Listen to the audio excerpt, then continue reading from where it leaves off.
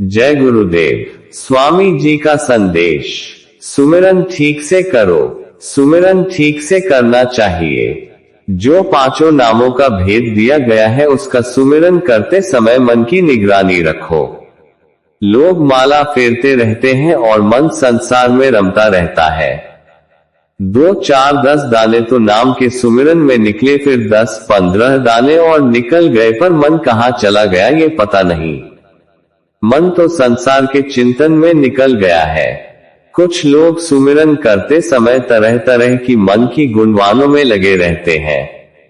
कुछ लोग झपकी लेते रहते हैं। कुछ को जब ख्याल आता है तो ये भी याद नहीं रहता कि सुमिरन किस नाम का कर रहे थे। इस प्रकार के सुमिरन से तो कोई लाभ नहीं हो सकता। जो सुमिरन ठीक से नहीं कर सकता वह ध्यान भी नहीं कर सकेगा, और जो सुमिरन और ध्यान नहीं कर सकते वो भजन कैसे करेंगे। सुमिरन ही परमार्थ की कुंजी है। बिना इसकी सहायता के कोई भी उस ओर नहीं चल सकता। सभी महात्माओं ने इसकी प्रधानता रखी है। सुमिरन से ही हर स्थान के धनी प्रसन्न होकर अपने द्वार खोल देते हैं, तभी यह जीव आगे जा सकता है। हर महात्मा ने यद्यपि वो पूर्ण गति को प्राप्त थे तथा पूरे संत से बराबर सुमिरन किया है। सुमिरन अंतिम श्वास तक करना पड़ेगा। एक बार मैंने अपने स्वामी जी महाराज से पूछा कि स्वामी जी आप क्यों सुमिरन करते हैं, आपको इसकी क्या जरूरत है। स्वामी जी कहने लगे कि बेटा सुमिरन तो अंत समय तक करना है, क्योंकि सुमिरन तो स्थान के धनियों का होता है। उनके इस काल में देश में जब तक ये शरीर है तब तक उनका सुमिरन करने से वे प्रसन्न रहते हैं।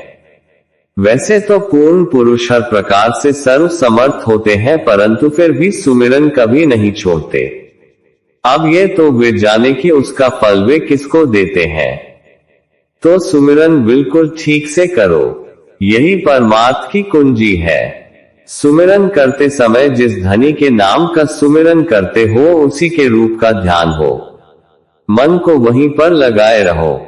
जब रूप का चिंतन होगा तो हर स्थान के धनी के रूप में ही मध्य में गुरु का स्वरूप विद्यमान है। स्वरूप का ध्यान करते हुए सुमिरन करने पर वह प्रकट हो जाता है। उस रूप से खूब प्यार होगा तब ध्यान बनेगा, ध्यान के बनने पर भजन भी बनेगा। जो लोग सुमिरन ठीक से नहीं करते उनका साधन बन नहीं सकता। सुमिरन बिना नागा हमेशा करना चाहिए।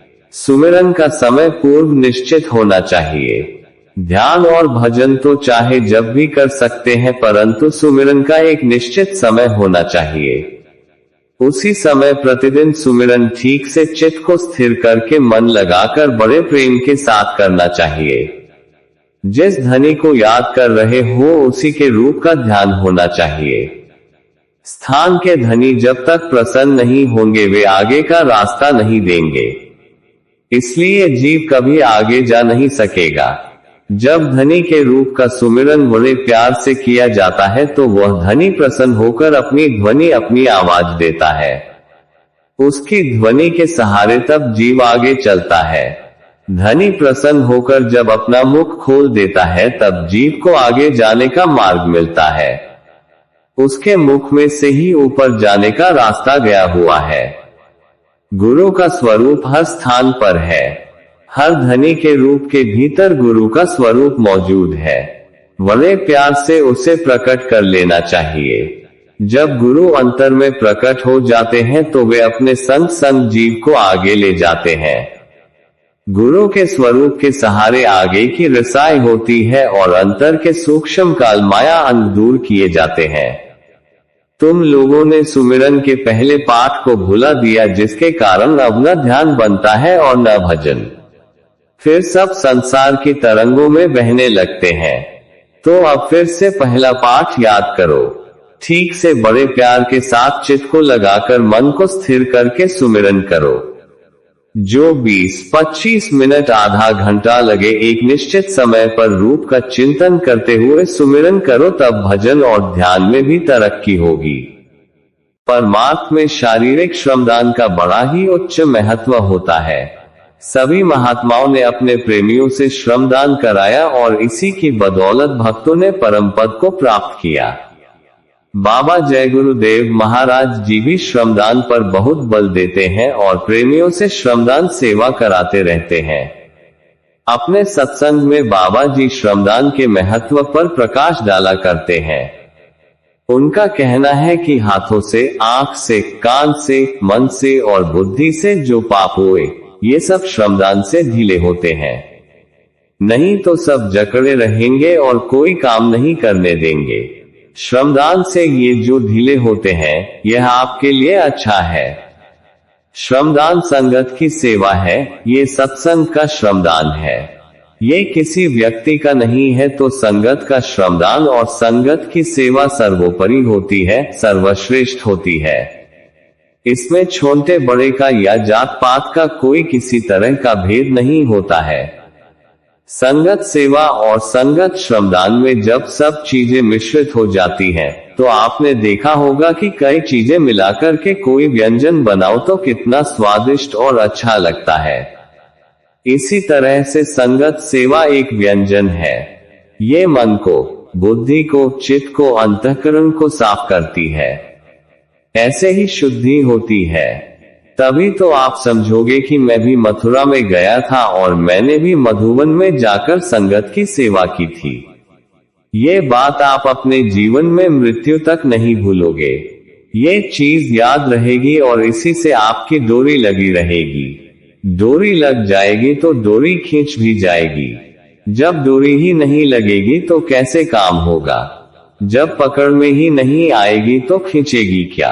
जो संदेश आपको दिए जाते हैं, इन सब संदेशों को आप याद करते रहो, सोचते रहो और विचारते रहो, तो अपने आप में बड़ा परिवर्तन हो जाएगा। सोचते विचारते रहोगे तो अपने आप को निकालते रहोगे। अगर ऐसा नहीं करोगे और फंस गए तो बड़ी मुश्किल होगी। बड़ी मुश्किल से रास्ता मिलता है, बड़ी मुश्किल से साधना की जाती है, बड़ी मुश्किल से सूरत के घाट पर आकर तीसरी आंख खुलती है और अंतर का जलवा देखा जाता है। योग युग के कर्मों को निपटाना है। योग रूपी अग्नि प्रकट हो जाए जो सब कर्मों को जला दे। उसके लिए आपको थोड़ी मेहनत करनी पड़ेगी। बाकी तो यह है कि जो महात्मा आते हैं, सारी मेहनत तो वे करते हैं। जब महात्मा आते हैं, लोग उनके उपदेशों को समझ नहीं पाते और झगड़ा झंझट में फंस जाते हैं। सच्ची बात समझाओ तो समझते नहीं, झगड़ा मचाते हैं। मैंने भी जब सत्संग शुरू किया था तो लोगों ने बड़ा झगड़ा झंझट मचाया, इसलिए मैंने थोड़ा रास्ता बदल दिया। सच्ची बात तो कोई समझ नहीं सकता, इसलिए थोड़ा पर्दा रखकर सुनाना शुरू किया तो धीरे धीरे लोगों की समझ में आने लगा। सन 1952 में मैंने सत्संग शुरू किया था। कोई कहता कि ये वहां के हैं, कोई कहता इनका जन्म इधर का है, कोई कहता इस जाति के हैं, उस जाति के हैं, मतलब तरह तरह की बात लोग कहते रहे। पर मैं अपने काम में लगा रहा, किसी के कहे सुने में उलझा नहीं। उलझना भी नहीं चाहिए। अपना रास्ता सच्चा, काम सच्चा, तो धीरे धीरे लोगों की समझ में आ ही जाएगा। बहुत से महात्मा आए जिन्होंने कुछ भी नहीं लिखा, कोई किताब नहीं बनाया, चुपचाप आए और चले गए।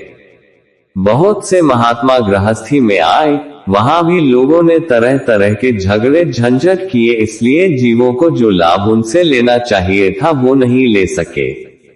मैं अपने स्वामी जी महाराज के बारे में कुछ नहीं कह सकता, क्योंकि मैं तो उनको जानता नहीं कि उनकी शक्ति क्या थी, उनका ज्ञान क्या था।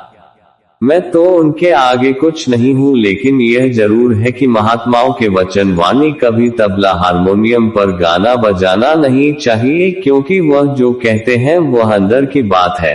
अंदर में बाजे बज रहे हैं, उसको सुनने की बात कहते हैं, और ये तो बाहर इंद्रियों की हरकत है, उनकी अनमोल वाणी का अपमान है। आप जैसी भावना बनाकर आते हो, उसी जोश में लग जाओ तो अपनी कौन कहे, तारे पुरुष करोड़ा। आप आते हो, चलते नहीं हो, कुछ करते नहीं हो तो कच्चा धागा है, जरा में कभी भी टूट सकता है। भाव भक्ति को पकाना पड़ता है। पका लो तो कभी टूटने का प्रश्न ही नहीं उठता। जितने महापुरुष आए सबने कहा कि मैं अधम था, अज्ञानी था, नीच था, पर गुरु की कृपा हो गई कि मुझे थोड़ा ज्ञान मिला। किसी ने यह नहीं कहा कि मैं बड़ा स्वच्छ और साफ आया। ये झंझट बवाल जो तुम्हारे पीछे लगा है, ये लेन देन का कर्जा है, इसे तो चुकाना है। लेन देन बड़ा खराब है, इसे तो चुकाना ही पड़ेगा। इसी लेन देन के कारण ही तो यहाँ फंसे पड़े हो, नरकों में चले जाते हो, 84 में चक्कर लगाते हो। महात्मा चाहते हैं कि तुम्हारा लेन देन चुक जाए, अभी बन जाए तो अभी सब चुका दो, फिर आगे का करो न भरोसा। जय गुरुदेव।